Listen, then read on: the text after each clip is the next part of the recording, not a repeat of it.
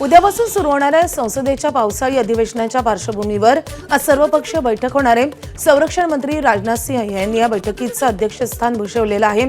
या सर्वपक्षीय बैठकीमध्ये चर्चेसाठी प्रस्तावित असलेले महत्त्वाचे मुद्दे आणि सादर होऊ शकणाऱ्या विधेयकांवर चर्चा केली जाईल।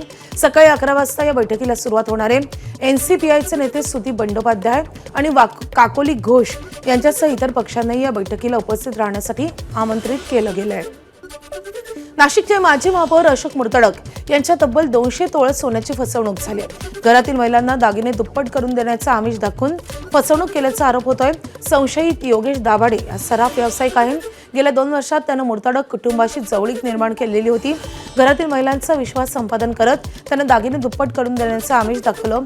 मुर्तडक यांच्या पतीकडे 100 तोळे, मुलीकडे 50 तोळे आणि सुनेकडे 50 तोळे असे एकूण 200 तोळे सोन्याचे दागिने असल्याची माहिती आहे। हे सोनं दुप्पट करून देण्याच्या नावाखाली संशयितानं सोनं ताब्यात घेतल्याचा आरोप येतोय। सोनं ताब्यात घेतल्यानंतर संशयितानं अनेक महिने कोणतीही हालचाल केली नाही। 1.5 वर्ष उलटूनही सोनं परत न मिळाल्यामुळे फसवणूक झाल्याची खात्री झाली आहे। दरम्यान या घटनेप्रकरणी अखेर पंचवटी पोलीस ठाण्यात गुन्हा दाखल झाला आहे। एफडीएचे आयुक्त झाल्यापासून तुकाराम मुंढे यांनी भेसळखोरांवर कारवाईचा धडाका लावलाय। राज्यातल्या विविध भागामध्ये दररोज कारवाईचा धडाका सुरू आहे। तुकाराम मुंढे यांच्या या कारवायांना घाबरून भेसळखोर आपल्याकडे असलेले भेसळीचं साहित्य फेकून देत असल्याचं समोर आलंय। या कारवाईचा धसका जळगावामधल्या अनेक व्यावसायिकांनी घेतलाय आणि त्यामुळे भेसळयुक्त दूध, दही, पनीर आणि सुटे खाद्यतेल सध्या बाजारातून गायब झालेत। या सगळ्या संदर्भात हॉटेल व्यावसायिक आणि ग्राहकांसोबत बातचीत केलेली आहे। आमचे प्रतिनिधी चंद्रशेखर नेवे यांनी मी साहेबांची बाईट्स वगैरे पाहिले। त्यांनी सांगितलेलं आहे की कोणत्याही हॉटेलला तुम्ही गेल्यानंतर त्यांना तुम्ही सक्तीचं कोणतेही वस्तू देऊ शकत नाही। त्याच्यामध्ये पाणी आलं आहे, भरपूर काही स्टार्टिंग असते त्याच्यामध्ये। लोकांना न विचारता फॅमिलीच्या समोर कसं आहे कोणी त्या गोष्टीला पहिले हे करत नव्हतं की लोकांच्या समोर बोलता येत नाही बसताना की हे तुम्ही ठेवू नका, नाईलाज त्यांना ते घ्यावं लागत होतं। तर आता साहेबांच्या सक्तीमुळं जोपर्यंत आम्ही ऑर्डर देत नाही ना तोपर्यंत कुठलीही वस्तू ते आणून देत नाहीत। रेट वाढले त्याचं खरं आहे, पण क्वालिटी पण त्याच्यामध्ये झालेली आहे ना। आधी जे भेसळ वापरत होते ते आता कमी प्रमाणात झालेलं आहे असं मला वाटतं आहे। रेट वाढलेले आहे पण ते चांगलं आहे। आपल्या शरीरासाठी जे हानिकारक पदार्थ आधी येत होते ते आता येणार नाही मुंडे साहेबांच्या कारवाईनंतर। आणि इतर गोष्ट पाणी बॉटल वगैरे आधी ठीक आहे देत नव्हते, पण आता हॉटेल व्यावसायिक ते स्वतः पाणी बॉटल वगैरे देतात, ते पण गोष्ट चांगली आहे, स्वागतार्ह आहे। कारण काय आहे का ह्या सगळ्या गोष्टीत ग्राहकांच्या तब्येतीची आणि त्यांच्या आस्थेची काळजी घेऊन जे डुप्लिकेट पनीर, दही, दूध किंवा तेल असायचं हे सगळं बंद झालं आहे। बरोबर, सुटे तेल बंद झाल्यामुळे आता पॅकिंग तेल येतं, त्याच्यावर मार्का असतो किंवा तो कुठल्या कंपनीचं आहे काय हे सगळं त्यावर नमूद असतं। जुलै महिना अद्याहून अधिक संपला तरी जळगाव जिल्ह्यात यंदा समाधानकारक पाऊस झालेला नाही, तर खतांची विक्री न झाल्यानं विक्रेते हवालदिल झालेत। जळगावात दरवर्षीप्रमाणे खत व्यावसायिकांनी लाखो रुपयांची गुंतवणूक करून खरीप हंगामासाठी साठा करून ठेवलेला होता। जूनच्या शेवटच्या आठवड्यात जिल्ह्यात 80% पेरण्या पूर्ण होत होतात। मात्र यंदा अनेक शेतकरी पेरणीसोबतच खत पेरणी करत असल्यामुळे शेकडो टन खताची विक्री होते। मात्र यंदा पावसानं सुरुवातीपासूनच हुलकावणी दिली आहे। पेरण्या केल्या असल्या तरी नंतर मात्र पावसानं ओढ दिली आहे आणि त्यामुळे खत खरेदी करणं किंवा पिकाला खतं देणं शेतकऱ्यांनी थांबवल्यानं खत विक्रेत्यांच्या विक्रीचं मोठं संकट उभं ठाकलंय।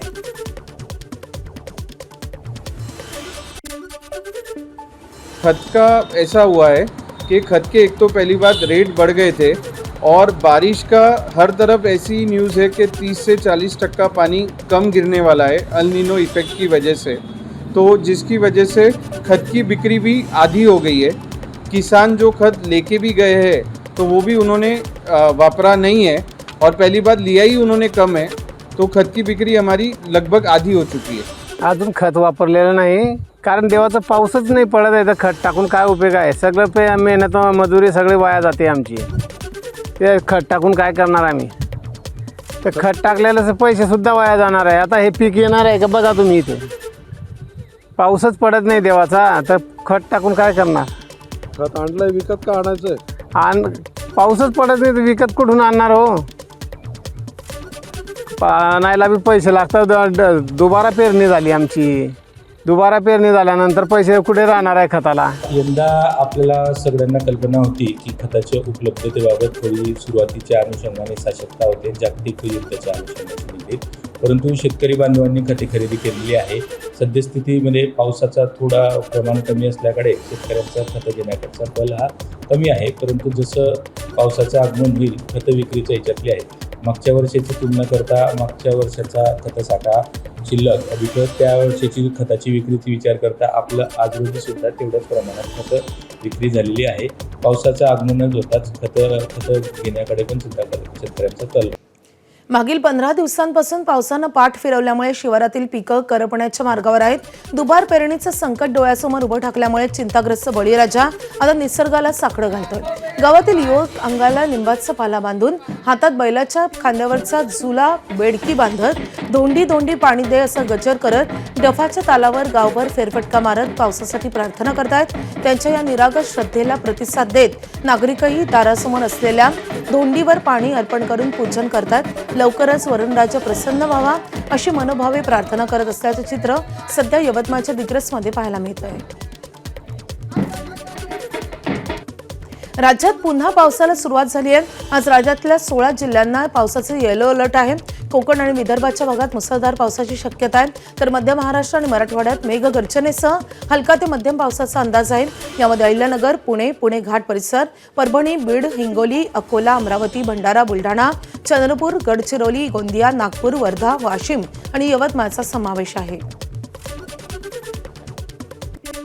चंद्रपुरातल्या दिलीप यादव आत्महत्या प्रकरणाचा तपास सीआयडीकडे सोपवण्यात आलाय, तर सिटी पोलीस स्टेशनमधील सहाय्यक पोलीस निरीक्षकासह 3 पोलीस कर्मचाऱ्यांची पोलीस मुख्यालयात तत्काळ बदली झालेली आहे. चंद्रपूर शहर पोलीस ठाण्यामध्ये चौकशीसाठी बोलावण्यात आल्यानंतर विष प्राशन करून आत्महत्या केलेल्या दिलीप यादव प्रकरणाची पोलीस अधीक्षकांनी आता गंभीर दखल घेतली आहे. या संपूर्ण प्रकरणाच्या निष्पक्ष चौकशीसाठी जिल्हा पोलीस अधीक्षकांनी हे प्रकरण राज्य गुन्हे अन्वेषण विभागाकडे म्हणजे सीआयडीकडे सोपवण्याची शिफारस केलेली होती. त्यामुळे आता या प्रकरणाचा तपास सीआयडीकडे सोपवण्यात आलाय. नाशिक शहरातल्या उपनगर पोलीस ठाण्याच्या हद्दीमधल्या बिटको चौकीतील सहाय्यक पोलीस निरीक्षक मिलिंद हिरामण शेजवळ आणि पोलीस कॉन्स्टेबल गणेश मुकुंद कुमावत यांना 10,000 रुपयांच्या लाचेची मागणी केल्याप्रकरणी लाचलुचपत प्रतिबंधक विभागानं रंगेहात पकडले. या कारवाईमुळे पोलीस दलात खळबळ निर्माण झाली आहे. पहिला हप्ता 10,000 रुपयांचा घेताना लाचलुचपत प्रतिबंधक विभागानं सापळा रचून या दोघांना रंगेहात पकडले. गोंदियाच्या तिरोडा नगर परिषद सार्वत्रिक निवडणुकीतील डेकोरेशन आणि केटरिंगचं बिल काढून दिल्याच्या मोबदला म्हणून 1,20,000 रुपयांची मागणी करणाऱ्या नगराध्यक्ष तसंच खासगी व्यक्तीवर लाचलुचपत प्रतिबंधक विभागानं गुन्हा दाखल झालेला आहे. तिरोडा नगराध्यक्ष अशोक असाटी आणि कैलास किसन वाघमारे अशी गुन्हा दाखल झालेल्या आरोपींची नावं आहेत. तक्रारदार याचा डेकोरेशन आणि केटरिंगचा व्यवसाय असून त्यांनी तिरोडा नगर परिषद सार्वत्रिक निवडणूक 2025 करता डेकोरेशन आणि केटरिंगची सेवा पुरवली होती.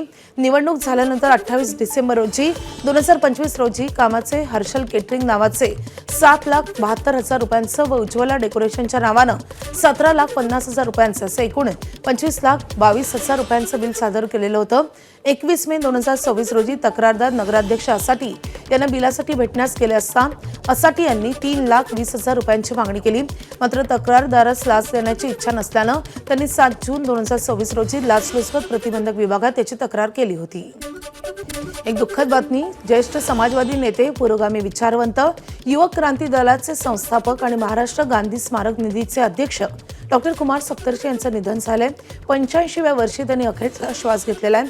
डॉक्टर कुमार सप्तर्षी यांचा मुलगा कबीर सप्तर्षी इंग्लंडहून आल्यानंतर उद्या त्यांच्यावर अंत्यसंस्कार होतील. सकाळी 10 ते 12 वाजेपर्यंत उद्या त्यांचं पार्थिव अंत्यदर्शनासाठी गांधी भवन इथे ठेवलं जाईल. आज दुपारी जेवत असताना त्यांना खात असताना अचानक ठसका लागला. पाणी पिताना परत ठसका लागला आणि नंतर इथे हॉस्पिटलमध्ये आणण्यापर्यंत त्यांचं निधन झालं. तर ही अतिशय दुःखद आणि धक्कादायक पण आहे. म्हणजे एका बाजूला असं वाटत होतं की 8-15 दिवसात ते आपल्या पायाने चालत गांधीभवनला येतील आणि ही बातमी आमच्यापर्यंत आली आणि आपल्यापर्यंत पोहोचवावी लागते. याचं खरोखर फार दुःख आहे. आमचे सहकारी आणि आमचे नेते डॉक्टर कुमार सप्तर्षी यांचं दुःखद आणि धक्कादायक असं निधन झालेलं आहे. डॉक्टर कुमार सप्तर्षी यांचं युवक चळवळीशी नाव अत्यंत घनिष्ठपणे जोडलं गेलेलं होतं. डॉक्टर कुमार सप्तर्षीमुळे एक अतिशय जागृत अशी पिढी किंवा अनेक पिढ्या महाराष्ट्रामध्ये तयार झाल्या आणि त्यांना श्रद्धांजली आपण वाहतोय याच्यावरती खरं सांगायचं तर विश्वासच बसत नाही आहे. त्यांच्या सगळ्या युवक्रांती दलाच्या कार्यकर्त्यांच्या सहवेदनेमध्ये मी स्वतः सहभागी आहे आणि मी एवढं तसं सांगेन की विचार जो आहे तो नेहमी अमर असतो हे कुमारच्या वाटचालीतून आपल्याला दिसतं. एबीपी माझा, उघडा डोळे बघा नीट.